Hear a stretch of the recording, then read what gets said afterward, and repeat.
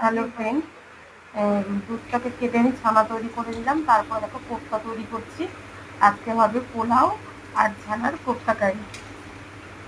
অতিরিক্ত ঘি হয়ে গেছে পোলাওটা, কিন্তু টেস্টফুল হয়েছিল। আর ছানার কোপ্তা যত সুন্দর লাল লাল করে ভেজে নিচ্ছি। হালকা একটু ময়দা দিয়ে ময়দা দিয়ে ভালো করে মেখে নিয়েছি। তারপরে গোল গোল করে বল করলাম, দেখতেই পাচ্ছ।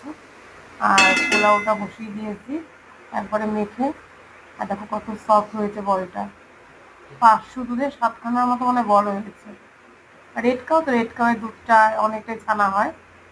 যাই হোক, তারপরে দেখো কাজু বাদাম, কিশমিশ, চাল মগজ ছিল, আর পোস্ত, আর কটা লঙ্কা দিয়ে, ঝাল যেহেতু আমরা খাই বেশি, এটাকে পেস্ট করে নেব। নিয়ে দেখো রেডি পোলাও। কেমন হয়েছে পোলাও? ছানার কোপ্তা ফুল হয়েছিল খুব, কিন্তু গলা থেকে আওয়াজ হয়ে যায় না? বেশি হয়ে গেছে। যাই হোক, খেতে দুর্দান্ত হয়েছে।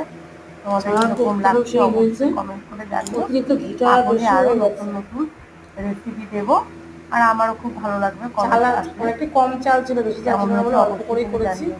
দেখো একদম ঝরঝরা, টাটা। কিন্তু এখানে একটু অন্যরকম মশলা দিয়েছি বলে কালারটা এরকম এসেছে, কিন্তু খেতে দুর্দান্ত হয়েছে। Bye, good night.